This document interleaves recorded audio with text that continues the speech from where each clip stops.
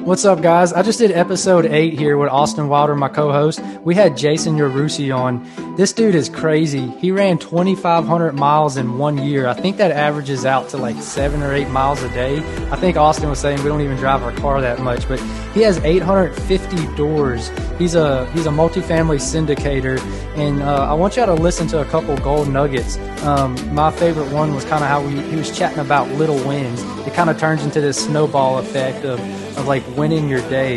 But Austin, what are 2 or 3 gold nuggets you want the listeners to kind of listen out for when they tune in? Man, well, first of all, talking to Jason was just an absolute pleasure because, man, when you're listening to his story, you'll notice that he basically started out as a jack of all trades and a master of none, and then eventually just like honed in and found like a niche that he was excelling at and just absolutely is killing it. And I mean, he mentions in the podcast about the value of taking control of your day. And I think like everyone that listens to this can really benefit to the things that he's going to talk about and can really transition it into their actual mornings and days. Yeah. So guys, tune in again. Like I've probably said this every single podcast. Please take 2 or 3 things. I use the word things, but 2 to 3 gold nuggets and go implement them. I don't want y'all to just hear it and think that's cool. Like actually go home, write it on a piece of paper and implement it. I guarantee y'all when y'all start doing that with every single podcast, you will see some results. Anyways, tune in. Thank you. What's up, guys? I'm here with Jason Yarusi and my co-host, Austin Wilder. What's up, Austin? How's it going, Justin? Jason, we are happy to have you today, man. Thank you for joining us. Well, I'm psyched to be here, Austin and Justin. Let's do this. Yeah. So, Jason, I know you've been on multiple platforms and you've probably told your story multiple times. So I don't need you to go into like too much detail, but would you kind of give us a quick little summary of where you kind of struggled to where you are now? Like what type of success are you seeing right now? Sure. So currently we're multifamily syndicators with 850 units, give or take, across 4 markets. My wife and I are partners and founders of Yarusi Holdings, and we really target on underperforming properties, BC assets, and in a couple core markets. On the side, I run ultra marathons.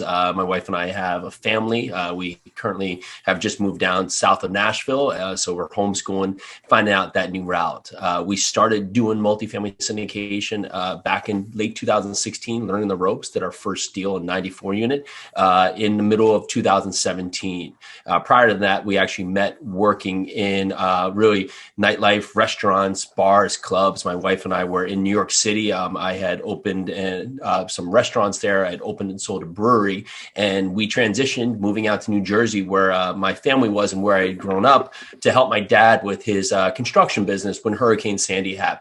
But from there, we knew as we were growing and really just having our family that we were going to want to find ways to really get back our time to control our future in our lives. And that led us to the path of a lot of active real estate, flipping, wholesaling, Airbnb, and we just knew that we thought that was right at the time, but we were just creating active on top of active. And so we were going further away from where we ultimately wanted to go. And it took us to really start buying small properties out of state to understand how you could build a team and build a process so you could really scale and really grow and really build your bandwidth with creating really your future. But looking at that, it was becoming organizational chaos where if we wanted to buy these small properties across multiple markets, it was really going to go into a part where it wasn't going to have the economies of scale. And it took me to find someone who was buying large apartment buildings where that clicked. And I understood why that made sense and how that could get us to our goals. And that's where we sold those properties and went all in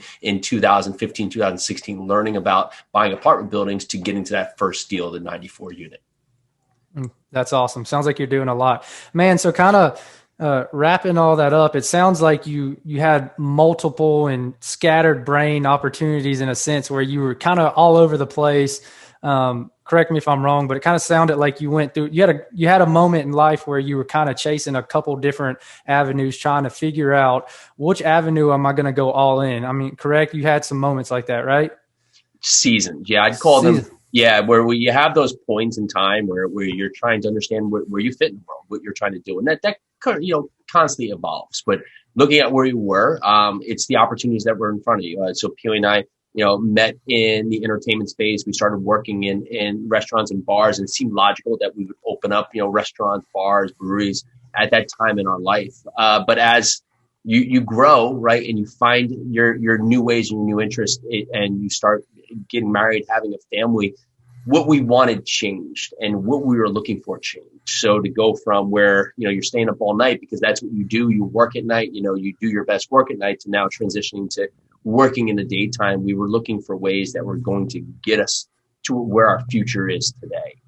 Yeah. So kind of transitioning to our first little gold nugget, would you say, what was your aha moment where you were kind of going through all these different phases? Like, what was something you implemented that allowed you to focus, to fully commit into where you are now? Like anything tangible that a listener, like let's say that person is right here chatting with us and they're going through a bunch of different avenues trying to figure out where in life, like what's a gold nugget they can implement to help them figure that out? Most of the time, especially in today's age, we look on the surface, right? So everything in front of us, I get my phone out, I'm on Instagram, and I see something that looks great, or I see something else someone has and it looks great, right? Now, I want that, I need that, but I ultimately don't get it. Well, why? It's because we actually don't ask why enough of what we want. So whether you want that 94 unit apartment building, or you want a Maserati, or you want that significant other, or you want to get in shape, if you're just saying that, well, ultimately you're not giving yourself enough reason because you're not committing yourself to it. So asking yourself why, usually it takes 5 times. Why do you want this? What is it? So you want a 100 unit apartment building. Why? Because I want to be able to grow my net worth. Why? Because if I do that, I can set up my future. Why? Because if I do that, I can have what my parents struggled to provide for me and my family, and I can now set that up for my family going further in the future. Well, okay, why? What is that going to do for your family in the future? Well, it's going to set up where they can have the opportunity to understand what it is about creating value and creating really net worth for others. And so diving in to really ask a difficult question to yourself and not allow yourself to stay in the surface where the questions you ask aren't getting you to your goal because you're not really diving into why you really have to have it. Yeah. So let's dive one more level into that. My issue is people are going to hear this and say, oh, that's good advice, but they're not actually going to implement it. Let's dive one more level. Like whenever you ask yourself why, like, how can I go home and do that? Like, do you actually pull out a legal pad and you write it down? Like what's one more level past that? Like, how do you ask yourself why? Ask the other question. Why not? If you don't have this today, what is it going to mean to you? Right? Because many times our in between of having and not having is where it actually comes out to the point of how bad we want to have it. Traditionally, we're running to what we need or to away from what we want, what we don't want. So if we say to ourselves, okay, I want to have this because I need to have this because this is what I'm meant to have. But if you don't get it, what happens? And if that reason for what you don't get is not big enough, then ultimately you have it is never going to happen because it's not important enough to you. But if you find that if you don't do this today, if you don't get in shape, if you're leave yourself into these bad habits of eating poorly, of having bad health problems, well, ultimately, it doesn't matter what kind of money you make or what kind of wealth you gain, you're not going to be around to enjoy it with your family. So what is it that if you don't have it, what's going to be the downside to everything that happens in your life if you don't put in the steps today to get significantly diligent on why you need to have it? So you can take action to get it, because the pain of not having it is going to really carry so much weight that it can only lead you to massive downside. Mm-hmm. And so let me ask you, you said that you own 850 doors, correct? Correct. Okay. So kind of tying this in, that probably wasn't just a smooth ride, correct? Oh, never is. No. Right. That's part of the process, even with anything you do in life, because you look at life in a fact, and we all have a perfect plan, right? So I want to create this massive business. I got a 10-year plan laid out. And then the first step, you throw out that plan because you've just gotten sidelined, right? Yeah. That's most of life, is that we want to have all the things, all the perfect steps laid out, but without taking a first step in the direction that we think we can go, ultimately, how do you know what's going to be the best question to get you to the next step?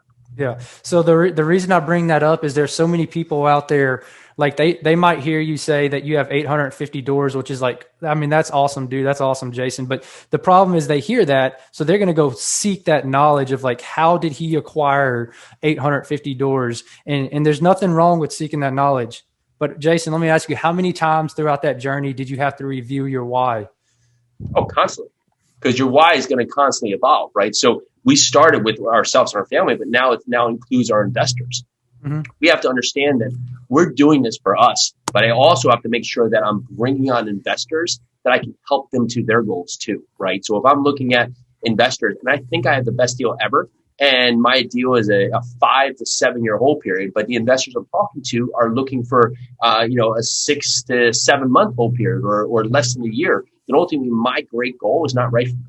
So making sure that I'm aligning with my investors so I can understand how I can also help them to reach their goals, whether it's cash flow or depreciation benefits, tax advantages, portfolio diversification, but how can I help them further along to their goals? So understanding that now we have that in the part, because as syndicators, we have a couple core responsibilities. One is preservation of capital, 2 is return of capital, and 3 is growth of capital.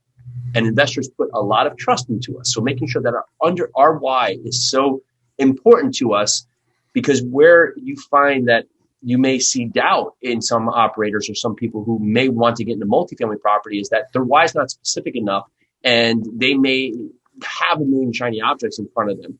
And ultimately, that 5 to 7 year plan is a lot for them to take on because they've never committed to something for more than a couple months. Mm-hmm. And Austin, I have a question for you. Out of all the podcasts we've done, is this the first time you heard somebody talk about their why, like knowing how important their why is? Man, it's impressive to see, because I work in a very corporate setting, and it's impressive to see how those with high levels of freedom and wealth and goals evaluate their why, and those who are constrained to their 9 to 5 job, which I'm not downing that. That's perfectly fine if that's what you want to do. But I noticed that they don't do as much self-evaluation, or at least don't talk about it. And I think that's so important. Just even if that's not something you want to do, if you're not chasing that sort of financial freedom, that sort of wealth, I think it's so important to just ask yourself these difficult questions, because at the end of the day, it should be your goal as a person to try to become better. And I think that's where it starts, in my opinion. And I think the first easiest way to do that is just start asking yourself difficult questions, because that's going to show you who you are, or at least who you want to be. Yeah, well said. It ultimately comes down to a point here where no one's going to show up and push you to your goals, right? It's going to come down to you being responsible for you, right? There's no one out there, no one here today is wishing harm on me, right? But they're on the same part. They're busy upon their own self. So for me, I can control what I think, what I do, what I say, how I feel. And if we can take away that thought that something out there is trying to keep me back, and understand that I'm in control with my next step, and all I can do is look at it, right? And so, from the corporate environment, there's people that's made for them, right? That's great. And if that's your path, that's fantastic.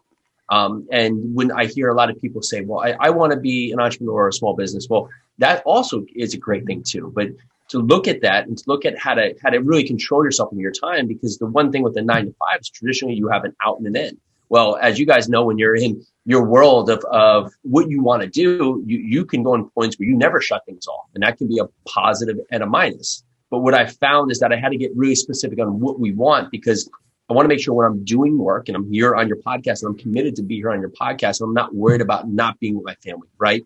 And the same thing when I'm with my family, I don't want to sit there and be with my family and have my mind worried about that I'm not with doing the work I'm doing. I have to commit to what I want to do, because my why has become specific enough that when I'm focused in the space I'm in, right? And I can't juggle everything. I can't balance everything, but I can be in a season where at some points I may have to be more family focused if there's something I need to be family focused for. And at certain points I need to be more business focused. That may take my attention. And at some points I may have to be more health focused. That may take my attention. Now, there's never going to be a point where I'm perfectly balanced across my fitness, my family, my finance, my focus. It's just not possible, right? Because you're not focused anywhere. You're trying to be focused, but you're not actually giving your energy everywhere. And so the more we can understand to get specific with our why, it's going to allow us to really analyze what needs our attention right now so we can put our energy there and get that to the place it needs to be so we can continue our path forward. Mm-hmm. And Jason, I had a question I wanted to ask you. So you had mentioned, at least in short, that you do marathons or you train for marathons or something like that. Yeah. So I've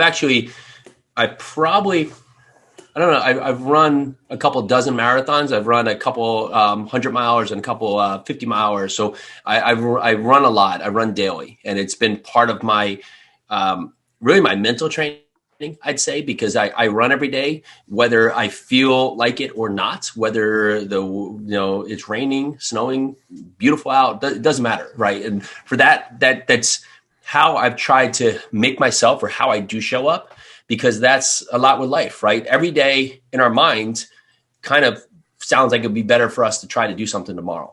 But we're never going to learn the lesson and get to where we want if we're constantly waiting for that perfect moment, right? So I'll start this when I feel right to do it. Well, that's never going to happen. It's now. Just start now, because the lesson to learn in starting now is you're going to better understand what's going to be right for you. It's like, picking a market. We have a lot of mentees, and it's constantly this conversation. Well, I don't know if this is going to be the right market. Well, it's not even so much the important question whether or not it is or it isn't, but it's the lesson learned in picking a market and understanding how to identify what's great about this market, how to build a team in this market. And maybe it does turn out to be the great market, but if it doesn't, you've now learned all the steps in the process of how it is to identify a market, that if you transition over to the next market, you're going to be 10 times quicker in getting to the steps you need to be in that market. If you've just started at the gate and said, I'm stuck between, Phoenix or, Greenville, South Carolina, I just can't make my decisions. Start somewhere, take action, learn better questions. And sometimes it's more important to understand what's not right for you, so you can get closer to what is right for you. Absolutely. I like that. Taking action. That's a gold nugget. Take action. Absolutely. Now let's talk about that a little bit more detail. I mean, obviously there's some strategic action you take. I mean, it's not just randomly just throwing yourself out with the wolves. I think for me, something I've really had to learn was kind of learning 70% of it and then learning the rest on the way. I mean, what are your thoughts on that? No, it's fantastic, because ultimately you don't know what 100% is to learn, right? And so at that point, when would you ever be ready that you've learned 100% and you're set to go? Never. And that's where analysis paralysis comes in, is that you say, well, I just need to learn a little bit more. But ultimately the doing is going to get you quicker to the step of the right direction than the thinking about it, right? I once, we ran a pretty large meetup in New Jersey, and I'd have someone come for, meetup after meetup after meetup. And they're learning all about, we do multifamily, but they'd come learn about that, but they were learning about flipping homes, and they wouldn't do it. And then all of a sudden, 2 years in, they finally go to flip their first home after all this learning, and they find that they just hate working with contractors and they don't want to do this anymore. But they've just spent 2 years where if they just went out there and, teamed up with someone or jumped on site, they could learn quickly that just wasn't right for them. So sometimes all the education in the world is not going to help you get to the goal. It's the action that's going to allow you to get the experience to understand what's right for you and what's right for your journey. Absolutely. And not only the experience, but the level of time that you have to invest is just going to cut it into a fraction. I mean, like you said, I'm sure if they would have just hopped on there and a month or two after learning about it, I mean, they could have used that other 18 months to find something better they would have enjoyed, or maybe something they may have even been better at. Absolutely. Every time it's really taking the action. Multifamily syndication, you can understand the big points that you want to do to go and buy an apartment building. And you just don't know all the questions, or even speaking to investors, right? If you try and think of every question that they're going to ask you, well, that's going to be a failure upon, because every investor is going to have different needs and different questions that they're going to ask you. And if you try to prepare yourself, you're going to put yourself in a poor position, because ultimately you're going to be unprepared when the time comes and they ask you a question that, of course, out of the 9,000 questions you have prepared for, they've asked you 9,001. Yeah, take action. I love it. Really, to kind of sum up where we're at so far is just like asking yourself why 5 times, and then asking yourself why not, even a deeper level, and then taking action. Like, those are 3 gold nuggets you can go home and implement right now. Like take action. Like, don't do what I did where I was in analysis paralysis.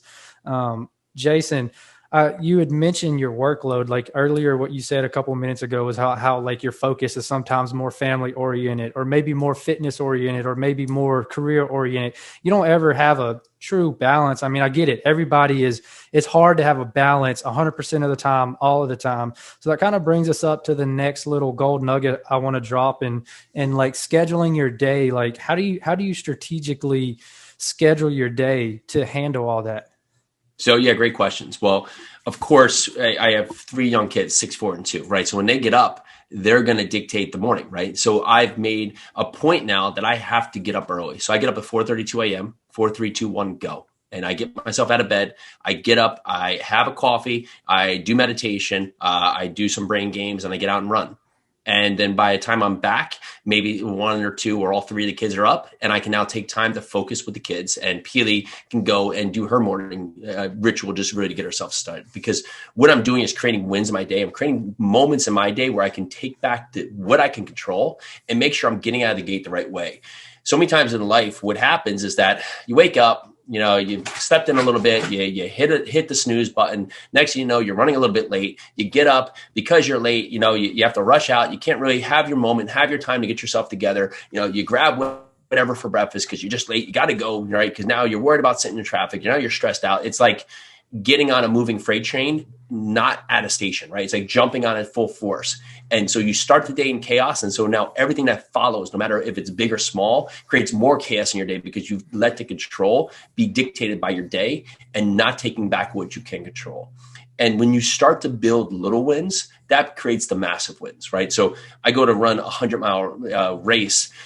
If my mind was like, oh, I got to run 100 miles today, well, ultimately it'd scare me off the cliff, right? I wouldn't be ready for it. I wouldn't know how to do it. But if I said, okay, I just have to run the first mile and then let's get that first mile and figure it out. Well, okay, the first mile is a win. The second mile is a win. You start turning around 50 miles, 75 miles. You've now more win. And that starts creating that engine, that steam engine that's really just going in that such a direction. Now you have that snowball effect. But it's when we scare ourselves to these big monumental goals and we're not prepared that anything will derail us because we just have too much chaos around us and we're not controlling any of the narrative of the day. Yeah. So really to break that into a gold nugget, you'd mentioned constantly having these little wins. Basically what you're saying is that kind of ties in with like just taking the action. And like that's kind of like you, for example, like I set my 1-year goal, and based off of my 1-year goal, I have my daily habits. So like my daily habits, if I was to repeat today, like for the rest of the year, would I achieve my goal? And so like throughout the day, I have those little wins by checking off my daily habits or critical task. There's different terms for it. And so for me, my little wins are like my daily habits are strategic. So like when I wake up in the morning, like you said, I win the morning by going to the gym. To me, that's a little win. Then when I come home, I open my Bible, I get into the devotion, I have some quiet time to just refocus my mind, meditate, however you want to call it. And so like, to me, that's my second win of the day. And so kind of like breaking that into a gold nugget is that's what Jason is saying is like, how can you win the morning? What are 2 or 3 things you can do in the morning to win the morning? And you create this snowball effect.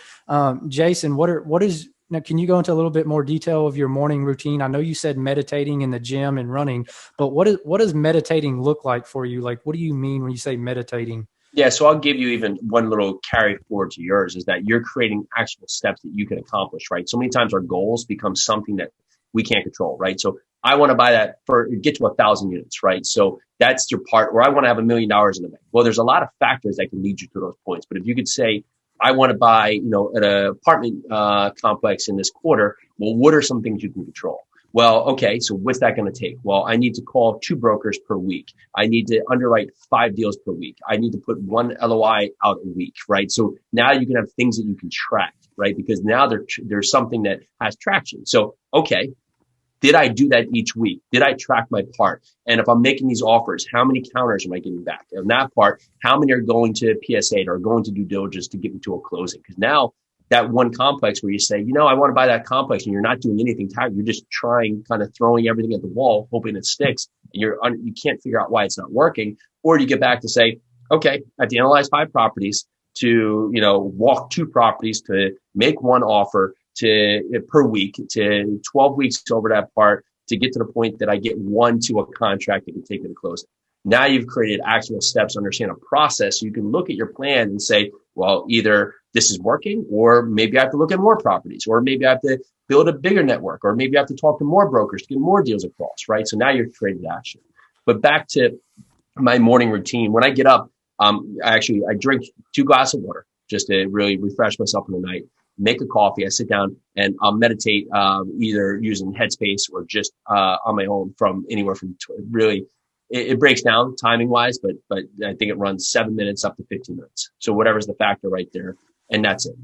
Go and do some brain games. There's a couple apps that you can use that you can use those apps to do a couple brain games. I've been actually practicing. I did Italian in school, so I've been practicing learning Italian. So I'll do 2 lessons on that again, and then I'll get out and do my workout. And typically it may be some kettlebell weights into a run or just a run. And that's my morning. I'll get back, and then it'll be family time.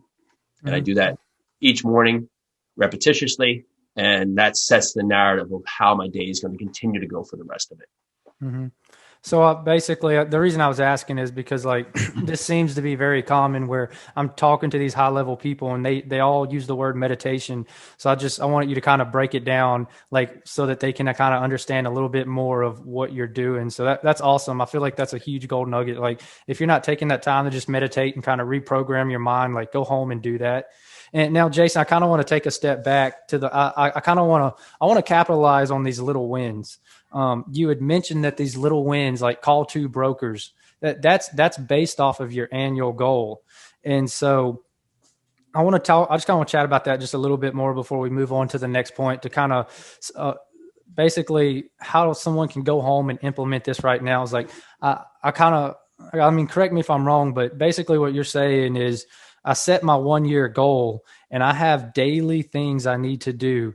And so I check that off and they're strategic. Like there's people who are hustling and they get to the end of their day and they don't know if what they did is going to get them to their 1-year goal. So when you're saying little wins, like that's what you mean is you strategically planned out that you were going to do that. You didn't wake up in the morning and say, okay, I'm going to shoot for little wins. No, probably the day before you wrote out 3 or 4 things and said, okay, these are what I got to do. So by the end of the day, you looked back and said, I did it. And it had the snowball effect, correct? It's absolutely right. You have to really just give yourself ways to build upon, right? And it's those, when we look at big goals, what we forget is that the big goal is reached by a lot of small steps. And when we can look at our day or look at our daily habits, look at our weekly habits, many times why we don't accomplish it is that when we set these, 10-year goals, 5-year goals, well, we figure we have a lot of time to do that. And we forget to look at just the small pieces in and out. And ultimately, that goal is going to be great when you accomplish it, but it's going to be the journey that you're going to be on for most of the time. So we have to find ways to look at that and make that something that is part of our process, is part of our life. So as we build, we can continue to carry it forward to reach that big overarching goal. That's awesome. I love it. Me and Austin are currently trying to implement this right now. Like we have, me and Austin have been close friends since 7th grade. I think since 7th grade, we've talked about, just all these different companies. Like my 10-year goal is I want to have 10 companies and one of those companies being my parents. So when I buy my parents and take it over, hopefully it's kind of like one of those kill 2 birds, 1 stone where it helps them retire. And so like me and Austin, I'm 26, Austin's 25, and we're already kind of implementing these daily habits.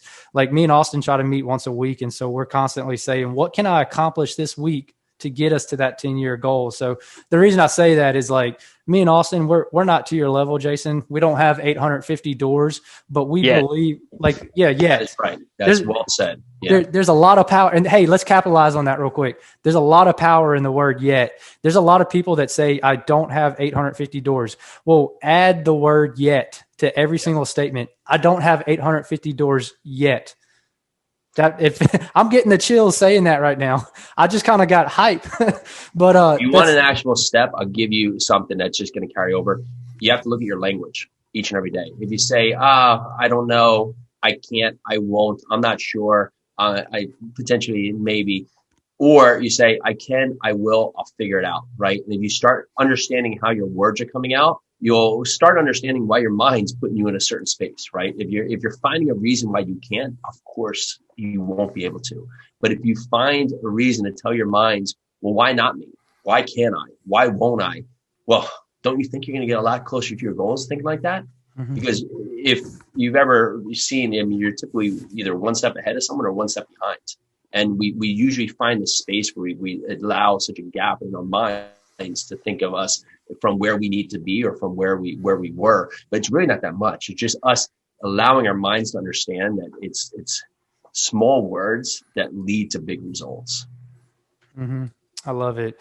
I get so excited about these topics. Austin, were you about to say something? No, no, not really, but I completely agree. I think like a lot of what you consume is what you're putting out. So I think like just from Justin and I, getting to talk with people like you, Jason, that are just, operating at high levels, and it's because of these small habits they've developed. Like it's because I think we get to interact with people that are like-minded. That's why we are able to, relate in that sense. We can talk about things like that, just the way we operate, way we communicate. It's all very similar. And I think that in turn leads to similar results. Absolutely great. Mm-hmm. Just talking about kind of like who you surround yourself with. I mean, that's another gold nugget right there. Like, who are you surrounding yourself with? Me and Austin, Austin lives in Texas. I live in Arkansas. I don't think, I haven't seen him in person for probably 4 months now, but we talk every single day. Every single day, like our conversations, you can ask Austin. I probably like this conversation we're having during this podcast is me and Austin's conversation on our phone calls. I mean, that's how it is. So, yep. I mean, think about it. Think about look on your recent phone calls and look at who you're talking to like daily for a week. Like what type of conversations are y'all having? Me and Austin, like sometimes I forget that I'm not a millionaire yet. I forget that. Like I'm so confident with my mindset on getting there that when I check my bank account and I don't see $1 million, I'm like, oh yeah, I'm not there yet. But I don't say that in a cocky way. I say that and I believe in the power of your mind. And that's why me and Austin started this podcast, because me and Austin have the mindset figured out. Now we're on the way there. We're going to get there, and I'm positive we're going to get there. Like I told Austin the other day, like one of my personal goals is I want to raise $1 million in capital through flips, and I don't want to touch it. I want to donate it to missions or something. So in order to do that, I got to figure out another income. So I got my real estate license. I'm making an income through that. Austin's got an asset recovery thing where he's making an income, but he's also in the corporate world. So like me and Austin are trying to get multiple streams of incomes so that we can achieve these type of goals. And the crazy part is I didn't grow up around financial literate people. And so naturally, I'm very insecure about these type of goals. I wasn't raised to have this type of mindset. I was raised to have the mindset, go to college, get you a job, and make you just enough money that you can provide for your family. That's what I was taught. And so I'm not trying to make just enough money to raise my family. I'm trying to make enough money to put my parents into retirement and donate money and all that. And yep. So the point of all this is I'm not saying this in a bragging way. I'm saying this to hopefully inspire someone out there that hopefully just go believe in yourself. Like that's a gold nugget. And it bugs the crap out of me when people are spinning their wheels trying to figure out the first step. Like they might hear Jason say that he has 850 doors and they're going to go try to figure out the business knowledge, but they haven't yet discovered themselves. Like they haven't quite discovered who they are internally. And to me, that's the step one. I mean, wouldn't you agree, Jason? Well, you have to look at where you are in your point, because it does come down. If you figure out the mindset, everything else will fall into place. Is that I could give you every piece of the puzzle, the keys to the kingdom. But if you're not ready for it, then ultimately it's all going to be in for naught. I mean, you think of it like people win the lottery, right? Why do we hear so many people, they win the lottery and they lose everything? Well, they have no foundation. Their mind is not ready to have that in front of them, right? Because they haven't prepared in a way to be financially savvy, or they haven't had the opportunity to have that information. But that's like a lot with life, is that I could tell you the same thing 100 times over each and every day for years. And then ultimately one day someone else comes and says the exact same thing for you. And at that point, you're just ready for that information. You're ready for that moment to receive that knowledge. So you use it, right? And that's like a lot with life. So for me, where I'm at today, if you were to tell me these same things 15, 25 years ago, whatever, I wouldn't be ready for it. Right. So, and that comes back, like, what would I tell my younger self? Well, I probably wouldn't listen, so I'm only ready when I'm at the point today to be ready for the information I can receive so I can take it and use it appropriately. Mm-hmm. Man, I love it. Man, Jason, man, I enjoy you coming on here. I told Austin this was probably going to be my favorite podcast. Are there like any final gold nuggets that someone can go home and implement? Like anything that just kind of comes to mind? Like there's something that speaks to you the most that works for you? You have to understand that where you're at now is your hard, but it's not going to be your end hard, right? So what you're facing right now is going to pass, and that's just life. And we all think at the moment, this is the most difficult thing that's ever going to be in front of me. And then you look back 5 years, from now, and you don't even remember it, right? Because it was so monumental at the moment. So don't allow these small things that seem monumental in your day, in your life, to define you. Because it's just one part of you. It's one part of your life. It's one part of your journey. It's one part of who you are and who you're becoming. And the lesson you'll learn today is going to prevent you from doing it many times over in the future, and also allow you to help others not have that same thing happen. So for me, like just say running 100 miles may be my hard, but someone else, maybe, walking around the block for that first time, maybe their hard. Same hard, right? My hard is no more hard than their hard. It's the same hard at that point. But as we go, my next hard may be 200 miles, and their next hard may be, running a 10K, right? Same hard again, but now we're just on new levels of hard, where them walking around the block or me doing 100 miles is not the hard anymore, right? We've now stepped the game to that new part because we're ready, because now we're ready for that new space and that new season in our life. So look at where you are. It's where you are, but it's not where you have to stay. It's where you are, but what's next and how you can continue to carry forward. I like that, man. That's some absolute gold content. I hope everyone can listen to that and take it to heart and really do something about it. Jason, man, I appreciate what you're doing for us here today. I appreciate you providing this value. And for anyone listening, do you want to tell them what you got going on in your life and maybe where they can find you and learn a little bit more about you? Yeah, absolutely. So you can find me on Instagram. I think that's how we connected. Jason Yarusi there. We also have a 3-day multifamily event coming up in June. You can find it at multifamilyliveevent.com. And over Yarusi Holdings is our company if you want to search us out there. Awesome. Jason, one final question. I believe I saw on social media you said that you ran, was it 2,500 miles in 1 year? I did last year. So what is that? Is that like almost 7 miles a day every day? It's around, yeah. So I do 6 miles a day, but in some fact, I did the month of April or May, I did 18 marathons, and then I ran a couple 100-milers in there and a couple like 40s and 50s. So it all broke out to a little bit over 2,500 miles, give or take. So my question is what in the world inspired you to do that? Because that's awesome. I don't think I put that many miles on my car. Yeah, you find that there's things that you do that become what you do, right? And so I run, and to say that, am I a fan of running? I don't know. I don't know if I'm like, yeah, I love running. I just run, and that's just what I do, and I get my best thoughts when I'm running. I get my best time to myself to get my thoughts together each time I do, and it allows my mind to have that moment to get away from everything that we have in front of us and all the different things that are popping up throughout the day. So when I can get my run in, and I can allow my mind to have those couple moments for my body to just get engaged, get energized, that creates who I am, but allows me to really be ready for what's to come. Awesome. Well, guys, that's Jason Yarusi, Austin Wilder, my co-host, and I'm Justin Taylor, signing off.